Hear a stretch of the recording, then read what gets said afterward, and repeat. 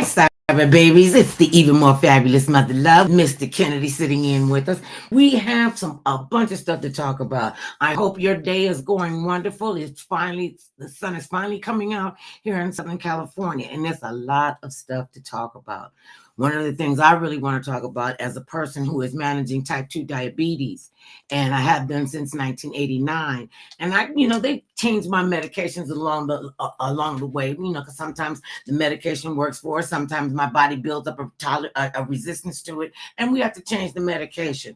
So when this new drug came out, Ozempic, and I have been like totally against having to take any kind of an injection. I didn't want to have to take insulin or any of that. But then when they came out with this, my doctor suggested, we tried some other things even before we got to the Ozempic.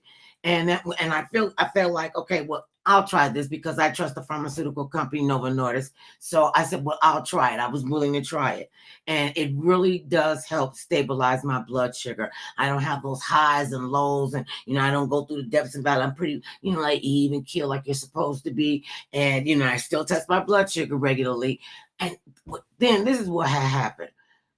I don't know who started this, but people started asking me, "Oh, Mother Love, you losing some more weight? You done lost some more weight." And I wasn't paying attention to it, not really. And my husband and my son was like, "Well, what are you doing? Your clothes are falling off of you." And I was like, "Really?" So I get on the scale, and I have dropped without even paying attention to it. When I got on the Ozempic, they put me on the Ozempic, and it does. Listen, if you don't have diabetes. Well, I don't really know how the medication works, but they saying it's the miracle weight loss drug. From taking Ozempic, I lost 41 pounds in almost like 4 months. It was like 10 pounds a month. And so I became nervous about that because I'm like, my stomach was always jacked up. I always had some kind of basket over me because I felt like I had to gag all the time. And took so much effort for me to just get up, and I was so tired all the time.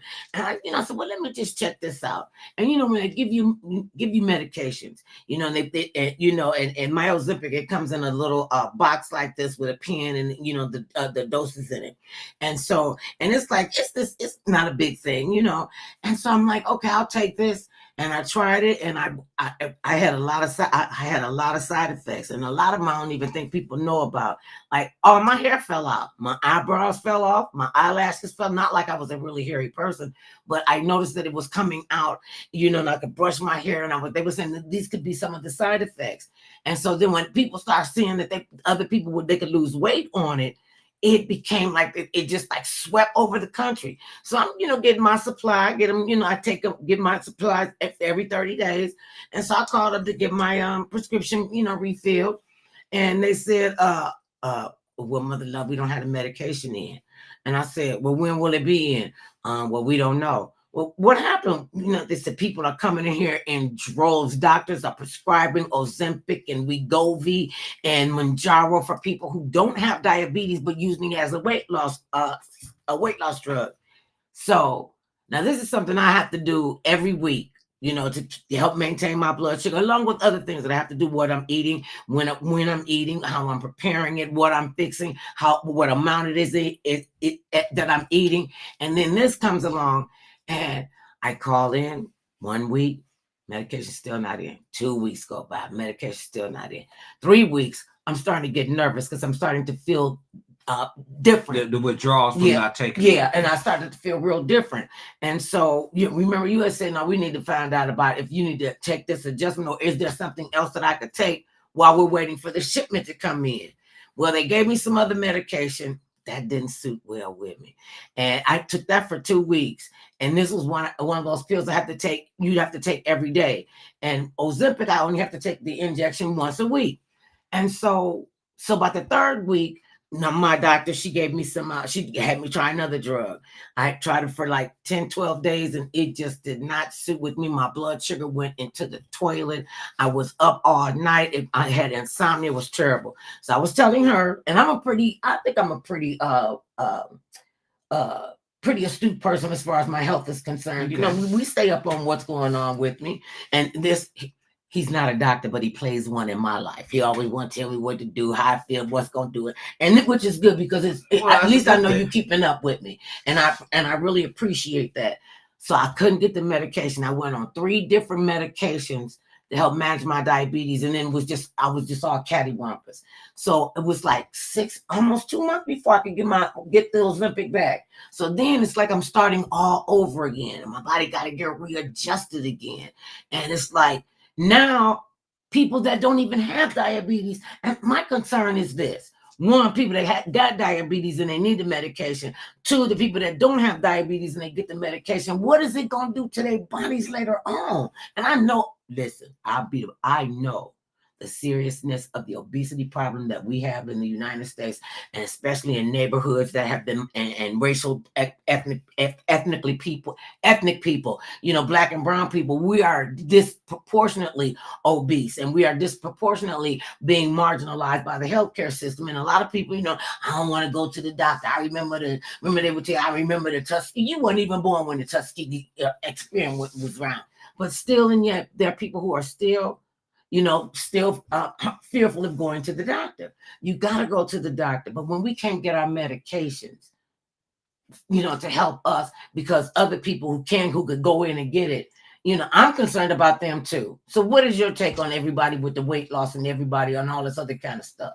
Well, first of all, I think the biggest misnomer about this is that everybody think it's a miracle, the miracle pill, a miracle shot that you would take now, and that will cure your weight problem by simply taking this. Yes, it does help. Now, it's without a doubt, you can't deny the fact that people who have been taking this have seen dramatic weight loss, but also with the weight loss come the side effects. And that's the one thing I think that too many, not just Americans, but people around the world who look for quick fixes. Okay, I have an issue that I don't particularly care for to have. I hear that somebody who's taking this medication for type 2 diabetes, okay, along with that comes the ability to lose weight. And you don't even notice it. See, because we always look for that quick fix. And that's one of the things that too many of us do not really think about or listen. Do you ever truly listen to when you see all these commercials that you see on TV every single day? Between every show that you watch, if you watch any kind of show, even if you're on the internet, they're always running commercials touting these medications that will help you to lose weight without you having to do anything, because that's what everybody truly wants. You want to be able to eat what you want. No, you want to be able to eat what you want to eat, but still maintain without gaining weight. But you want to be able to eat. Your body can only do, well, I can't say it only can do one thing at a time. Is what you're doing is you're making your body fight against itself. One, you want to overeat because you want to say, well, now I can eat anything and everything, because if I take this medication that they have out here now, that will help me to maintain my weight or even lose weight instead of gaining more weight. Yes, that does work, but if you actually stop and listen, please, and I implore everyone, stop and listen for a moment when they start giving you the lists of possible side effects from taking these different medications. All of them have side effects.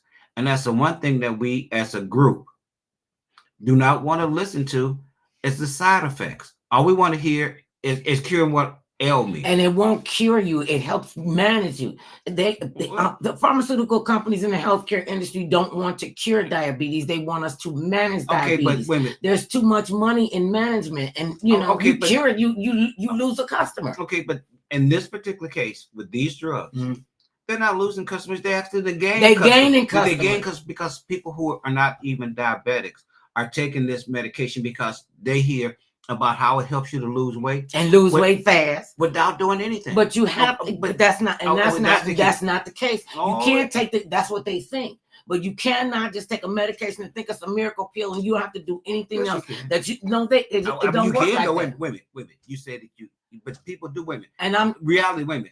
I'm saying what people are seeming to be doing, whether you saying whether it works for them or not, though.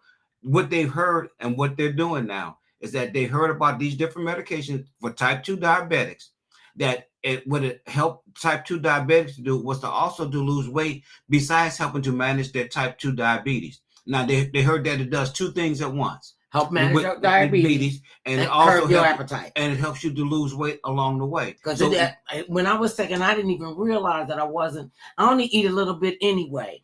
And so, and I'm a very slow eater. And so, and I don't really like eat a whole plate of food. I'll get a, fixed breakfast, and that'll take me all the way to dinner time because I eat really slow. But you're an exception, though. I mean, you have to accept the fact that you are an exception, because the 90% of people who are overweight is not because they only eat one meal the whole day. Right. So because it takes discipline. Right. It takes structure. And I had to change when I first went on my journey, I really had to change my attitude and the way I looked at food, because food was my familiar, and I'm still an emotional eater. I just don't emotionally eat as much. And when you take your time and eat, and we think it's a quick fix, and it's not a quick fix. It's a lifestyle change in structure. Okay, which is a lifestyle change? When you have diabetes, you gotta learn to manage your food. You gotta know how to cook, fix it better, shop better. You gotta change your mentality. I don't go to the grocery store hungry, because before I lost weight, I would go into the grocery store and buy up everything in the whole grocery store and come back. I only came in here to get a box of cornflakes. Why is it costing me $300? But then how did that? I mean, when you stop mentally, when you stop and think about that, when you're telling somebody, here, you're the size you are, you eat the way you eat. We're not suggesting that you change any of that. We're only suggesting that you add this medication. To start taking this medication. But I don't think that's not what they told me. They didn't tell me eat whatever you want. They ain't telling nobody eat whatever you want and expect you to. Okay, wait a minute. You missed what I said. I said, wait a minute. The people that are taking the medication that do not need it. Wait a minute. No, don't need it to help manage diabetes. Okay, that's people who don't need it. And all I'm saying is that group, which has become huge now, because they can't even keep the medication, at the pharmacy. They can't make it fast enough. But the fact that the price is ridiculous now. It's ridiculous. But the fact that people are not listening to the possible side effects that come from taking these different medications. That's what I'm mentioning. Is that there are lawsuits now out against all the drug makers. Well, I know about Novo Nordisk. Not just Eli Lilly. Okay, too. every last one of them. Well, those two make the Novo Nordisk makes Ozempic, and I think Mounjaro, and I know Eli Lilly makes one. Wegovy, but anyway, the big pharmaceutical company. The point that I'm making is that so many people who are non-type 2 diabetics are now taking the medication to the point where it's hard to keep it in stock, even though they quadruple the price of other medication, which hurts people who are actually type 2 diabetics who need it, because some of the other people, and I'm saying, we are once again as human beings are looking for a quick fix to the problem of overeating. These drugs tell you, wait a minute, if you simply take, but sometimes it's not from overeating. Sometimes people have a metabolic imbalance. That's not from overeating. That's a metabolic imbalance. That's something physically wrong with their bodies, that they're not able to process, the food right. So you can't. It's not just from overeating. Because people, you can have a little bitty skinny one bone people that got type 2 diabetes. Okay, but we're. And you can have 300-pound people that don't have type 2 diabetes.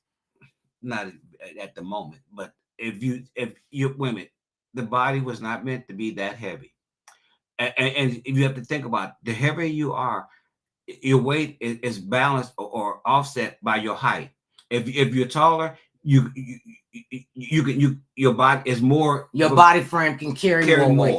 If you're a short person to start with, not short, vertically challenged. Okay, vertically challenged. Thank you. To start with, and if you overeat it, the fact that act as though, as people, as human beings, majority of us have a tendency to overeat, and that's not saying anything negative about us as a population. It's the fact that we have so much food now that's readily available to everybody, no matter what income you're in. Food is readily available. Not everybody, because we got a terrible homeless, and we got and even children hungry in the United States. And I'm not women. If we try to pretend as though every single person is going to be this will be perfect for everybody. No, what I'm saying is that why do you always say be perfect? Ain't nobody trying to strive for perfection. The best we can do is strive for excellence. Did I make it? I'm making a point is that people who are not even type 2 diabetics now, who are making their doctors write them prescriptions for this medication that's for somebody with type 2 diabetes. So to say that this other group, this larger group that's out there now, this larger group of people who are asking their doctors for this medication, and has nothing to do with them being a diabetic at all. See, now that's that right there is a big concern for me, because when you can walk into a doctor's office and you say, make him write you a prescription for Ozempic or Wegovy or Mounjaro or whatever it is, you can't. I'm suspect about the doctors writing these prescriptions, because you have to get them when you got to have a prescription to get them. These aren't over-the-counter drugs. So if your doctor knows that you don't have type 2 diabetes and you go in and say, well, I want to try the Ozempic, even though I don't have type 2 diabetes, but it'll help me lose weight and manage my weight. I'm suspect. I mean, because that doesn't sound like good medicine. Okay, wait a minute. I have one question. Well, then I'll say you don't have to have type 2 diabetes to get the medication. I guess you do not have to have it. But wait a minute. But the fact is this: if you go to anybody goes to their doctor, I'm not you in particular. Anybody who goes to the doctor and says that they want to get Ozempic or any of the other brands that helps you to control your weight, whether you have diabetes, type 2 diabetes or not. If your doctor told you, okay, well, I don't think you need to take this, maybe you should do something else to control your weight, you wouldn't probably come back to that doctor again. You ask why the doctors write their prescriptions. It's a simple fact. If they don't write it for you, they know the next doctor will. That's just reality. Like it or not, agree with it or not. Women, doctors do know if you came to his office for this Ozempic, and we keep using just that one brand, but it's more than just that one brand. If you come to your doctor and say you want to try this, if your doctor in particular told you no, he wouldn't write you the prescription, you wouldn't go back to him. You would go to another doctor right around the corner. Wait a minute. You go to another doctor. You just can't walk into a doctor's office and not be his patient or her patient. You'll become that. Wait a minute. So who's going to go through all of that? It takes a lot to change primary care physicians. No, it don't. Yes, it does. You don't just walk into the doctor, well, I'm leaving that doctor. There wouldn't be so many people taking this medication to the point where they make it too much. They make it too much money. So once again, though, the point that I'm making is that if your doctor didn't do it for you, you were going to find another doctor that would. That's the whole deal with this. That's the whole point of having a relationship with your primary care physicians and your specialists, so they get to know you, they get to know your health pattern, they get to know what it is that you do. Then how did that change? And you work together. Okay, so how did that change the fact that they're writing prescriptions like 40? I wish I knew. But I'm giving you the reason why. Because once people heard about it on TV, heard either or saw it on their phone, however they got the information about Ozempic. How they got the information about Ozempic? Any of these other, or any of the other drugs that type 2 diabetics were taking, and the magic part about it that it helped you to lose weight. Yeah, but I'm telling you, those side effects though. Well, okay, but once I got used to it, the side effects subsided. So and they weren't so bad that I would stop using it. Well, because it does help. It does help me stabilize, keep my blood sugar stabilized. But in my opinion, Dr. Kennedy is saying to you when I look at the side effects though, because I mean everybody it's easy to downplay the possible side effects. This is what give me too. This is what give me too. When you downplay the side effects. No, they don't. They'll tell you, okay, take this drug and whatever the drug name is. Now there are some serious side effects. Your throat or tongue could swell up. If you could get dizzy, you could fall out. You could get cancer of the perineum. I didn't even know I had a perineum. And we all got a perineum. Male and female, we got perineum. And you could one of the side effects from one of these drugs is you could get cancer of the perineum or cancer in the back of your throat, and all these other different kind of side effects. And this is the one to give me. It can cause death or stroke. Would you have to have this? Shouldn't a stroke come first and then death? But you can't be dead and have a stroke. Okay, but does it honestly matter? The fact that they're letting you know that they're letting you know that, and they would not have mentioned that in the upfront if that's not a serious issue. Right. That's what I'm trying to what I'm simply saying is that people are overlooking what is the major reason why they mention it when they tell you about Ozempic or any of the other medication. When they mention it in the small print, why they give you the commercials, they say, and these are the possible these are some of the possible side effects. There could be more. And the fact that that's why there's a rush on them right now. Right. For people who want this medication, it's because the majority of us could care less about when they mention the possible side effects. That's what I'm saying. See, I look for the side effects. Right or wrong, good or bad. And another thing that I know that a lot of people don't do is, okay, you're on one medication for one thing. Okay, say you got high blood pressure and you got type 2 diabetes. So you're taking insulin, or you're taking something to manage your diabetes, and you're taking something to manage your high cholesterol and your blood pressure. Okay, so these are 3 different drugs that you're taking. A lot of people will just take what the doctor says at face value, will take these and never ask the doctor or the pharmacist, how do these drugs interact with each other? This is what is in my health record. How will this interact with this? What do I need to do with this? Is this going to hurt is it going to hurt my eyesight? Is it going to, because a lot of them, it's one, I can't even think of what the name of, but one of them, I wrote it down. They mentioned 22 different side effects in the commercial. Okay, but the main thing when you think about that, even though they're mentioning the side effects, but people never ask how they interact with other. Okay, but that's the point of saying, how could it be an epidemic if people were actually listening to that? You would not have an epidemic on people trying to purchase these products. Not an epidemic. Well, it is because, wait a minute, people who are type 2 diabetics are having a problem getting it because some of the other people are ordering it. So it is an epidemic to people who are type 2 diabetics who are trying to get their medicine. It took you 3 weeks. It took me 6.5 weeks to refill a prescription. And the biggest reason for that is because so many other people that don't even have diabetes are getting it because they saw it on the news, they saw it on commercials saying that, okay, for a type 2 diabetic, they start off talking about type 2 diabetics, how this will help control your blood sugars, help you, help you maintain, the proper, blood sugar levels.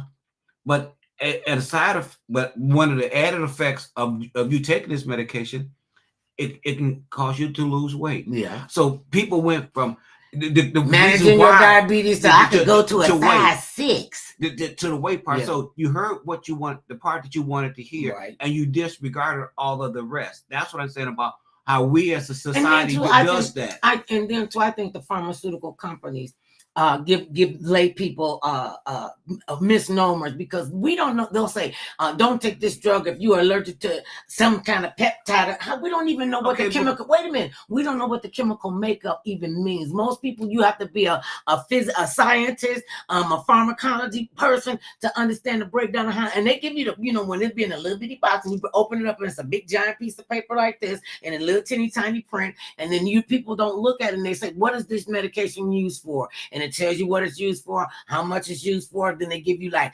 14 different paragraphs of side effects, and most people will not read that pamphlet. Why? This is what I want, because they don't understand what they're reading. They don't want to seem like they're dumb. They believe what their doctors tell them, and you got to be your own best healthcare advocate. You got to walk into the doctor's office. The doctor don't say, "Come in, Mr. Kennedy, come in. I know what's wrong with you. How many? You got high blood pressure." You walk into the doctor's office. The doctor say to you, "Mr. Kennedy, how you doing today? What can I do for you? How you feeling?" Go ask you. You got to have a back and forth with your physician. And most people don't. But what you coming in for? Because you told me I had an appointment. But what am I seeing you for? What did the other doctor see you for? Most people don't go to the doctor with, especially when you're on a lot of medications. And I see a lot of the senior citizens, they're on a lot of different medications. Okay, I have a question. And so let me finish. They're on a lot of different medications. And they, and trust me, these medications are not cheap. This stuff is really expensive. Okay, but I have a question. How did the opiate epidemic start? The opium epidemic that's out here, with people taking all these pills that they shouldn't. They shut down different clinics and raided doctors' offices for them doing it with the over-the-counter pills. Okay, because I don't take them, as I don't remember the different ones, which I'm glad that I'm not one of. But okay, in the past 10 years, where they talking about how doctors have prescribed these opioids, Okay, and the got fact, for pain, and then they got okay, addicted to it, and they knew they was getting but addicted. the fact, this is more the fact. For as much as they blame doctors, they don't never look at the average person and say reality is based on this. We love to look for quick fixes to any problem that we have. I mean, that's part of reality that we as human beings, we look for a quick fix. Everybody don't look for a quick Okay, fix. There are people that are out there that will get into the game and take I'm their not time. and those are not the ones we're referring to right now. We're talking about the ones, women that want a quick fix, that want the quick fix, that are going, women, people who that now why do they classify the people who on cocaine and heroin as that being a disease now? No longer is it just being you're a just a drug addict. A drug addict. That this is a but disease they knew that they was making people drug addicts. But also, you know, I mean, I know why. I mean, when I had to go into the hospital, I had to have emergency surgery. Okay. And remember, I went in and I had to have emergency surgery, and it took longer than they thought it was going to take to fix what was going on with me. Okay, and so they gave me a morphine drip. Okay, and when they give you a morphine drip, they hook you up to the machine, and and they give you the button, and they say you can only push this button once every 15 minutes. So you can only get, and they know what the dose is. Right. They know what. Okay, so I'm in there, and I'm just I'm morphine. Oh, I see. Oh, I wouldn't want to be high like that, but it was like, ooh la la la, ooh so la once la again, la, though, okay. And then they had to come and say, to help you. Yeah, with something that was designed to help you with pain. I didn't feel no pain. That was designed to help you with pain can also make you an addict to that painkiller. And you get used to it, right? And you want more and more. You need more and more. Okay, but that's why they tell you right up front, we only give you this to you on a limited basis. And that's why they told me, they said, well, after my post surgery, and I get to the room and everything, and they explained the morphine drip to me. And they came in and they gave me the morphine in the IV. Right. Then they came in and said, okay, well, you can manage, you know what your pain level is. So we're gonna put you on every 15 minutes, and and only give you whatever amount that's in there. I'm in there trying to. You know how you try to get the last bit of lotion out the bottle with the thing. I was in there, came in and said, stop pushing that button. It's not going to come out but every 15 minutes. So then I was like, I think I was on it for 2 days. And I said to them, when the doctor came in, I said, you got to take me off this morphine drip. Okay, but women. I was like in that way. Okay, but you have to consider yourself as being one of the fortunate people. There are millions and millions of Americans. And not just Americans, but people around the world who are addicted to painkillers. Right. They are addicted to painkillers. And they don't work. If you build up a tolerance, then you need more drugs. But they do work. The fact that you have to keep taking more to get the same feeling from before. So it's not that it's not working. It's the fact that your body, after a while, said, wait a minute, builds up a resistance. I'm used to this medication. So in order for the pain, because you never really dealt with the issue of why you're in pain. Mm-hmm. You're taking a pill to say it's going to mask what's happening to me because I feel numb. Okay, if you're feeling numb and you're not experiencing what's happening to your body, and now you become addicted to this particular medication. I mean, that's one of the things about, medicine is great, but we don't honestly as human beings want to stop and look at all the possible things that could go wrong with us taking the medication. And one of the things I found out too, because I had sciatica really bad. Okay. I had never experienced pain like that in my life, and I was literally flat on my back for a year and a half, from July the 5th to the following July. And the first time I had to be on a stick. I was going through all these changes. I had to have all this equipment and stuff. And it was awful. And remember, they wanted to give me, they said, well, we can give you something for the pain. I was like, no, just like it came on, and it comes on suddenly. But how many millions, like you would say no, but how many millions of other people, average people, don't say no to them getting pain medication? I don't want to feel the pain. I didn't want to feel it either. But okay, you were willing to say, I don't want to get hooked. Right. There's millions and millions of other people who keep saying, okay, after a while, maybe I still feel the pain. Mm-hmm. So because I feel the pain, maybe I need to up the doses. Well, doctor, will you up my doses? If the doctor say no about upping your doses, most of the time you're ready to move on from the doctor. And you ask why the doctors do not do that. The biggest reason why the doctor do not say no to you about filling a prescription is because you'll go right down the street. That's part of the reality. Whether people like it or not, you people wouldn't have a pharmacy in their own home if they really stopped and thought about what they were doing. He said that because I got a small pharmacy. I got all my pharmaceuticals in a basket. But when you think about it, when your younger sister was alive, she had 3 times as many medications. I mean, every place. They had her on so many. Oh my God! The top of the refrigerator was covered with pill bottles. You open up the refrigerator, there's medicine in the refrigerator. The fact that you could put one human being on have taken so many medications. And she was not uncommon to so many other people who right, and she had diabetes since she was a child. But and the fact that that they give you so many, they can prescribe one, and then when you come back in, you say, "Well, now I'm feeling this way about this." Then they say, "Okay, well, here, try this one here." And then another issue that we have in our communities and in a lot of our families is we don't, you think that chronic disease is just their disease. If you got diabetes, that's your issue. That's not my issue. I'm gonna eat whatever I want. That's you that got to eat that special diet. And there's not a strong enough support system. And when there is a support system, it's like, well, we all got it, so just live with it. Let's just take our shots. Whatever.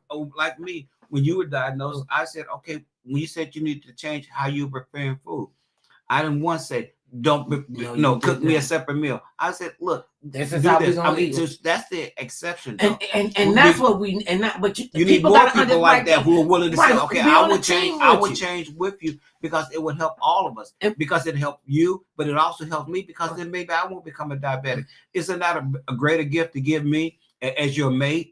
As somebody who care about you, as a brother or sister, a mother or father. Some people don't want to hear that. They don't want to hear that. I can't tell you how many times I used to get cussed out for trying to tell people, working to tell people, especially if I found a new dish or knew it, because it's all food and we just cook it different ways. And I would tell them, let's try this. Look, I don't want to eat none of that. Now you come in here with all them twigs, and we don't want to do that. And I remember when I quit for doctors.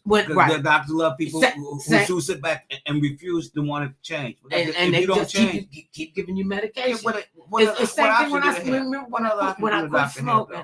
I was the first one in my family besides our parents and grandparents that started smoking cigarettes on a really stupid reason. I started smoking cigarettes, and that stupidity lasted 20 years till I moved out here to California. And I moved out here and said, you know what?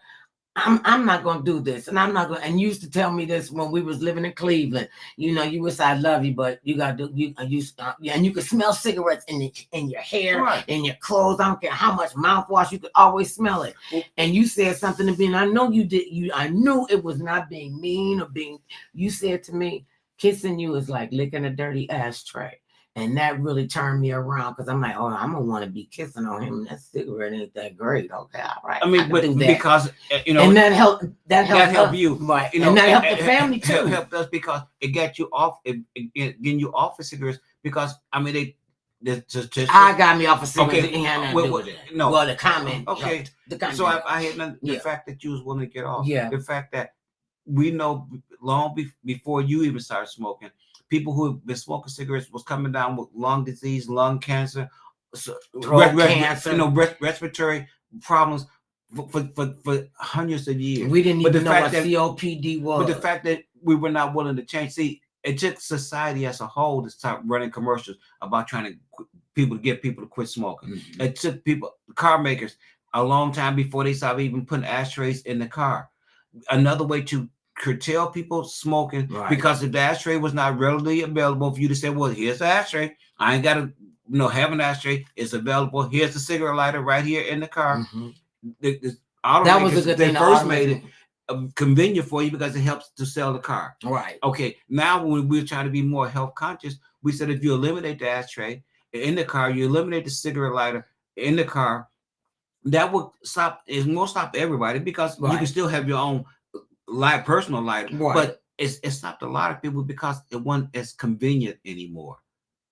the fact that you just And couldn't then simply go. and then when they got the no smoking in the buildings, Yes. you know, in the schools and in the hotels, and that was really great. Especially, but how long did it take? You know, now you think about it. We're a work in progress. We've got people who are work in progress. You think about all the people who end up with secondhand smoke, who had all kind of lung disease and cancer, die from secondhand smoke. Secondhand The fact that they tell you if you live in an apartment building and somebody else in the apartment building smokes, that it seeps through the ventilation system and eventually makes it into your apartment, even though you're not even smoking. Mm-hmm. The fact that somebody else is smoking down below you, next to you, maybe 2 doors down, that eventually travels through the ventilation system, and it can affect you, your children, to give them asthma and other things.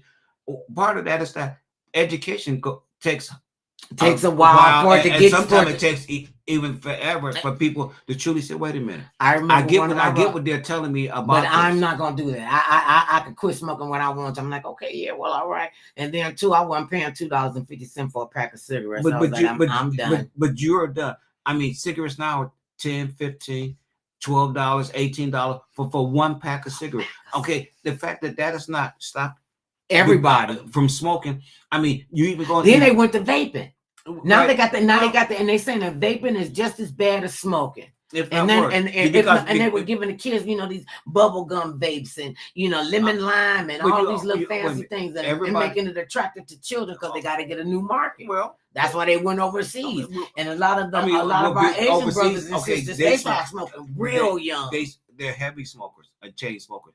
It takes a long time, most of the time generations, to get you really to make change, because it's not you as an adult that they want to change you as an adult, but they know if they may not be able to read you because you're set in your ways because you're an adult, that the child is far more impressionable. Right. So if you start doing these campaigns and letting people know all the side effects that can come from them smoking. Okay, the side effects that come from people vaping. Right. And the fact that... And most of them are young people, and they figure, well, can't nobody see what I'm doing? Everybody listen. But whether you can see it or not, the fact that you're doing it, it eventually catches up with you. And then you become another patient for another doctor, for another clinic, whether you intended for that to be your outcome or not. The fact that you end up doing it. And the fact that if you look at these pharmaceutical companies, they're making so much money now. They have money to set aside for lawsuits. They do. They have funds set up when they doing clinical trials and they seeing what's going on, and they're like, okay, this could be a side effect. This could be a side effect. Okay, this could happen way down the line. And another thing that kind of is, I mean, I know technology is really, really, you know, moving super fast, but they are pushing, you know, getting these drugs to market, you know, in like record time. You know, it used to take 10, 12 years to go from, you know, the invention, the clinical trials, the human trials, you know, and then going out there. I found that out when I was taking metformin. Okay, but you also think about that during COVID. One of the biggest drawbacks against taking COVID medication, a lot of people would say, well, it takes, you know, anywhere from 12 to 17 years for them to actually come up with an antidote for a particular problem. The fact that they said, okay, how quickly they came up with one for COVID-19, that was another reason not to want to take the medication. And then check this out, after the pandemic, you know, was subsiding, you know, now they got another drug out there. If you got COVID, Paxlovid, whatever the name is, you know, and they got long haulers. So it's like they're, you know, building up their next market. Well, when I was going, just for instance, and I didn't even understand this until I was a teenager or a young adult. Okay, my grandmother, my great-grandmother, my grandmother, my mother, all of them smoked. My great-grandmother, not only did she smoke filterless cigarettes, she did snuff and chewed tobacco. Okay, so that's 3 things that was going on with her. Wasn't nothing wrong with she, you know, she get her finger full of that. But that came from her, the generation before her, that she watched them do it. My grandmother, her daughter, my grandmother, she smoked cigarettes. She never did get in this, you know, because maybe she thought that was. My granddaddy smoked a pipe. Well, see, you think about it. A lot of and then times, your father smoked. He smoked cigars and cigarettes too. Yes, he went from cigarettes to cigars, or either and then smoking a pipe, because part of it was that he couldn't get over the fact that your body become accustomed or used to doing this when you're smoking. Mm-hmm. Okay, he was so accustomed to doing that, you know. That Okay, it's an oral fixation is that what the psychiatrist told when me. they told him that he had to stop smoking, it was like, wait a minute, I can't. That's why he started using. Went to the cigar. Went from the cigarette to cigars. Mm-hmm. So okay, well, it's not a cigarette, but it's still that same. I'm puffing on a cigar. Okay, when they told him he needed to stop Smoking, period. Then no, well, they had been told him that long before that. When they were telling him that even smoking a cigar was not, you know, the answer. Mm-hmm. He went to smoking a pipe because he still had that sensation to want to smoke, and that's a harder thing to fix or to cure. Is when you're addicted to doing something on a regular basis. You know, if you watch your parents do something, 9 out of 10 times you end up doing it or something similar to that. You may not do exactly, because a lot of times we say, okay, well, my daddy smoked, so I won't smoke, but okay, so I'll vape, because even though it's still smoking, it ain't smoking the way he smoked. Right. And they think that but you still saw your daddy smoke, right. And now you wanted to smoke, but you said, but I don't want to be exactly like him. So okay, they said smoking cigarettes was bad. They're not giving me enough information to tell me that vaping is bad, even though they're telling me that it causes problems. It's still different. And they market it specifically to young people. Well, it's the next generation. It's just like when we were teenagers, and they started to market menthol cigarettes. You know, they're highly more addictive. They're highly more addictive. You know, I mean, I smoked Benson and Hedges menthol, you know, for a long time. My first cigarette was a cool Filter King, but they made my head all woozy and everything. And then I went to Salem's, and I always smoked menthol cigarettes, not understanding that there was highly more addictive. Highly addictive. And I'm so honored and humbled by the women at the African American Tobacco Initiative out here in California, who, I mean, earnestly and just, they were determined. And I'm so glad that they were determined to get menthol cigarettes out of the community and out of marketing it to children. Well, they went all the way to California. It's still a battle, because you have groups that are fighting that said that, you know, you cutting in our margin. Well, not so much. Yeah. Okay, I'm saying, but people, the general population, who say they still want the menthol cigarettes, and then why are you banning it from me being able to have access to it? Because I want it. Well, and see, that's another thing. Okay, smoking is a choice. Drinking is a choice. You know, babies, kids aren't born addicted to, you know, wanting to smoke cigarettes and drink alcohol. Yeah, I mean, wait a minute. Think about it. It's the same. They're not born addicted. Okay, wait a minute. Okay, you know, I ain't even gonna let you try to. You can't fix that. Let me finish. Let me finish. Let me finish. No. Why do they right now?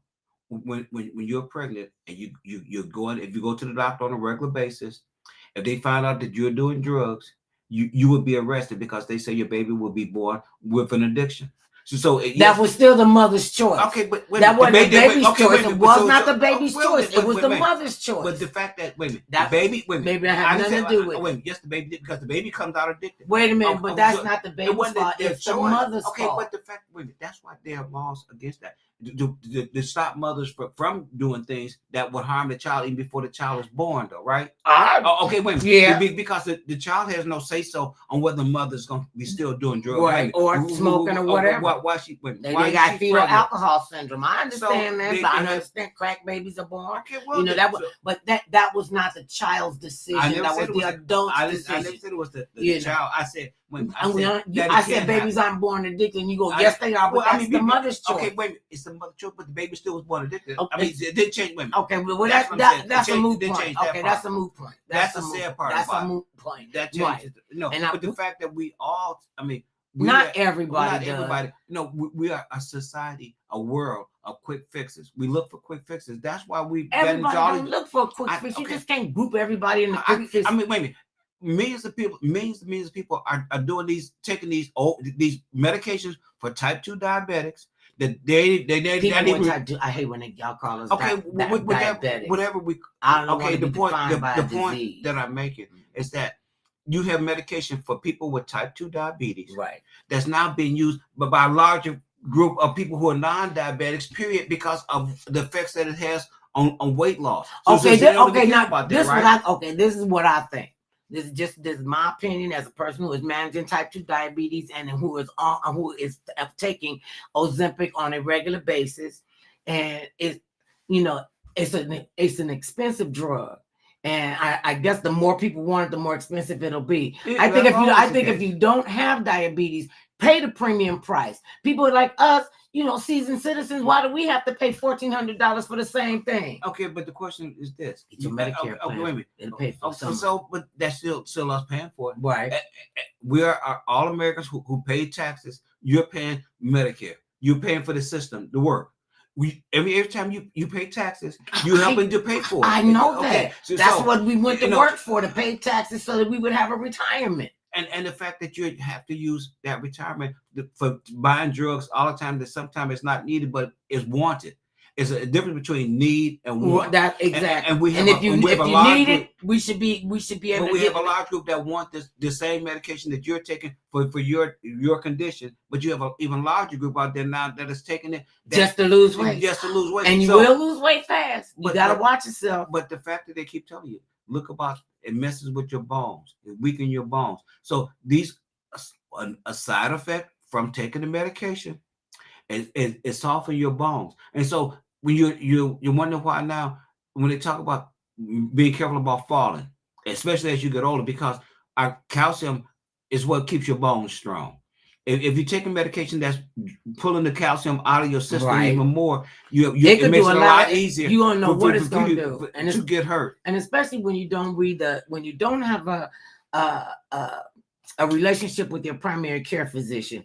Get your primary care physician that you can have a conversation with, that they're on your healthcare team. You the quarterback. This is your team. You quarterback and what's going on in your body. You want to make sure you the owner. You the team owner, and you want to get the good quarterback. That's going to be your primary care physician. You want to get, whoever you need to have on your team so that you can stay well and you can stay healthy. I mean, and when people who have diabetes, it affects every single part of your body, from your hair falling out to your teeth falling out to you losing your eyesight. You go down, you can have heart disease, you can have kidney disease, you can have all kind of things can go wrong.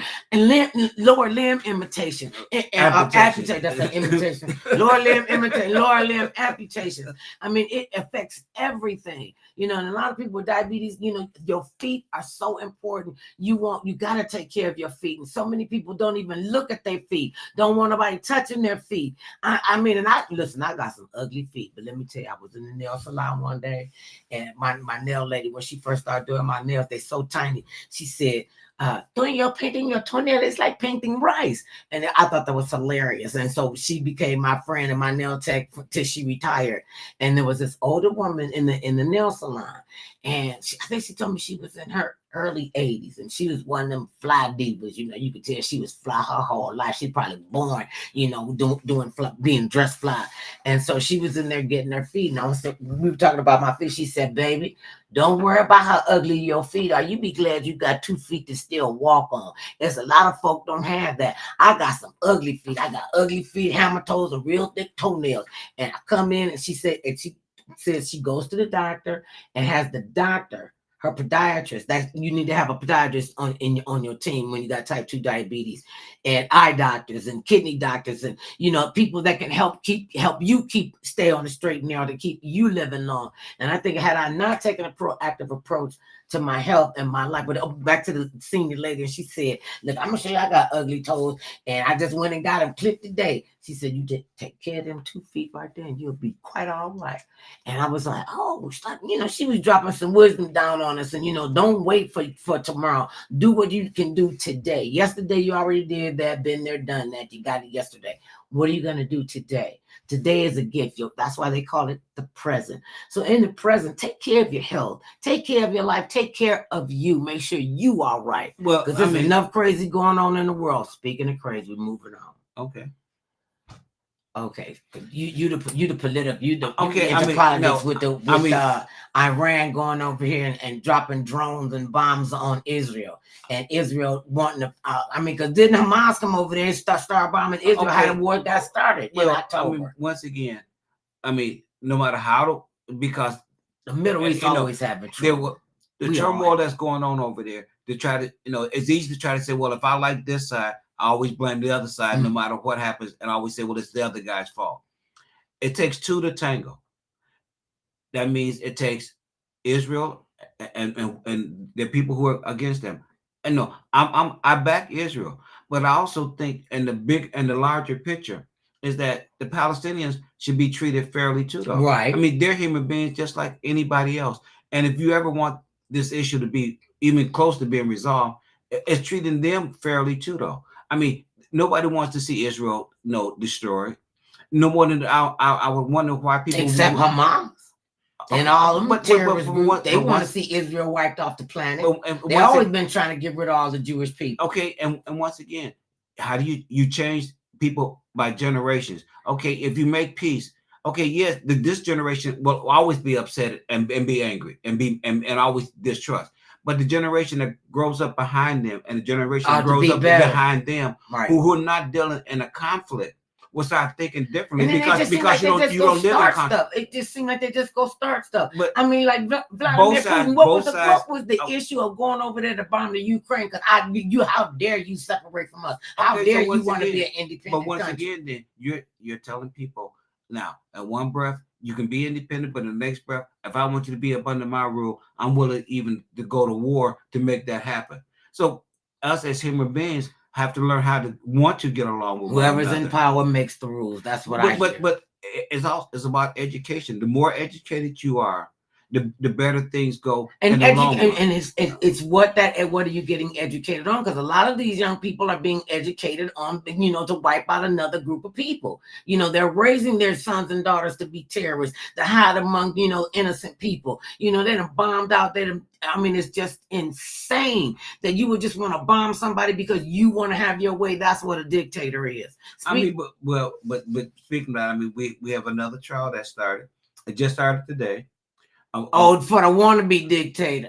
The fact that he's been treated like any other citizen, and they had a jury pool of 95 people to start with.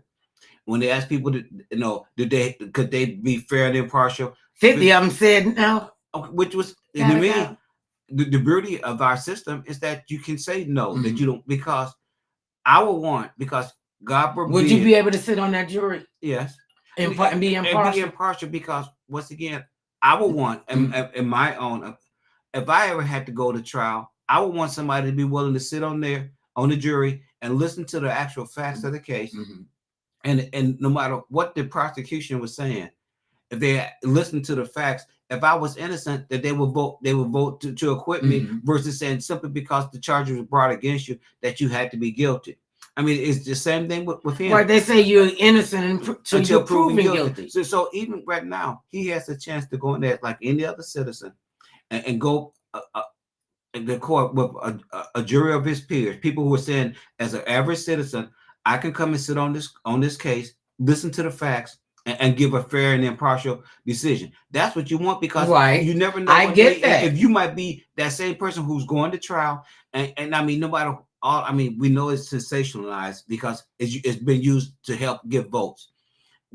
Good or bad, yes, I know that's happening as well. But the fact that, do you want a jury to be able to be seated? Yes, you do. You want a jury that every single person on that jury will honestly be fair and impartial. Won't go in there with pre-assumed notion. He's guilty simply because he's who he is. He's innocent simply because of who he is. That's not the person you want to sit on the jury. You want somebody who's willing to sit there and honestly hear the facts, no matter what this person is or what he's done, where he's been, his position in life. It's been the former president. Because of that position, and they keep saying it's unprecedented. Yes, unprecedented. We ain't never had a president that had 91 felonies against him, charged with 91 different felonies. But the fact that we always looked at these as being other countries that people would do things. We have to also be realistic to accept the fact that we, as human beings, nobody's above the law. And if we look at that honestly, that nobody's above the law, then everybody should be able to go, if they have to go to court because they were charged for something, can find an actual jury that will be impartial, to say, I will truly listen to the facts and rule upon based on the evidence that's presented to me on the ruling. Because you would want that same thing if you were going to court. if you had to go to court, I mean, if the misfortune came that you had to go to court, you do want an impartial jury to sit down and say, I'm willing to listen to the facts, not just assume that that mother love is guilty. I'm not going through that because I'm not going to do anything to have to be going to jail for. Nobody is anticipating you will be going to jail. I said, he wanted to spend, he was going to go to court because he thinks he's above the law. Once again, everybody still wants to have a jury that would be impartial. Just keep your behind out of trouble, and you ain't got to worry about getting hung up in the judicial system. We want to have courts. I mean, we're gonna have courts. There are going to be people because people make mistakes. People do things that are wrong. That have to be punished, because in order to have a society, a civilized society, you have to have rules and regulations, good and bad. Will always be a part of that. But you want people, when you go to court, to be willing to say, I can look at the facts and only the facts. And judge it based on the facts, not on who you are as a person. Because if a nobody who doesn't have a name say, okay, well, I go to court. Wait a minute, make up your mind. Now they nobodies. I said, if everybody is on the same plane and all the laws apply to everybody, then it can't be nobody. That's not. Okay, and the point that I'm making is this: celebrities, people with names, whether we want to admit it or not, do have an advantage because they are a celebrity. I mean, we can pretend all day long. Really? Yes, they do. Yes, you do. As somebody who's a known public figure, yes, you have an advantage over an average person who's not known. Well, you do, and that is the truth. Tell that to the guy who is in prison now for raping people on the set of a TV show that he was on. He was rich and famous. Okay, and I guess he didn't think the law applied to him, but he got found guilty. Okay, well, so it did apply to him. I said everybody, no matter whether I said you have an advantage being somebody who's known versus somebody who's not known. I mean, we are human beings. Yes, we do care about people, good or bad, because they become famous. You care, okay, famous people, you've always known that women, your whole life, you've always heard that famous people get away with murder. I mean, now that is something that we've always heard in our lifetime. Am I correct, right or wrong? I guess. We have heard that. I've heard it. Because people who make a name for themselves, who become famous. Infamous or not. I mean, what was the guy's name? The guy that played, the guy that was Beretta, Robert Blake. Right. Okay. You look at Epstein. Okay, the fact that he was charged with raping all them women over and them years. Kids and sex trafficking. All this that people do, even though they have positions of power, do bad things. It's not that only poor people do bad things. I know that. Well, I'm saying that's why everybody has a day in court, whether you're rich or not. And I say you want people, when they do go to court, people that got money can hire lawyers to get through the loopholes and everything, and poor people just are poor people. But that doesn't change the fact that we have that. That doesn't change. That's why we got public defenders. We do have a system up there, and if more people actually served on juries, because if you're an average person, you don't relate to the average person though, who's on trial. Okay, you want to relate to people who are famous, who have a name, and say, okay, because they have a name, that makes them innocent? No. Or do you look? Or do you look at that? I ain't said nothing like that. I say you said it. See, you making it personal. I said it is personal. My show is personal. I am a personal. Okay, I'm the only one that counts. The point that I was making is that going to court, you want to be treated fairly, no matter what status you have. I don't want to go to court. Okay, now I didn't say you wanted to go. Wait a minute. Did I say that you wanted to go to court? I said no matter what brought you there, is that you're treated fairly after you get there. You're treated fairly after the fact, not that you're mistreated because of who you are or who you're not, and or treated better because of who you are or who you're on your not. Celebrity status or whatever. Right. Okay, and so you do want people to say, I will treat you better. Why do you think 50 of and just an opinion, when they had the pool of 95 and 50 of them said that they couldn't sit and be fair and impartial, and then another 9 said that they had conflicting. Which is okay though, because schedule. Because I've been on juries where they dismiss a lot of the people too for cause, and you want them to be dismissed because of cause. You don't want somebody to stay on the case and already be judged you guilty before the case even started. You don't want somebody sitting on a jury who's already said you was innocent before the trial even started. And haven't heard one bit of testimony. So you don't want people who say, I'm willing to listen to the facts and bring a fairly because he gets so very, very, very, very much free publicity that he's tainted the jury pool. that they can't find 12 No, they and no alternates no such thing.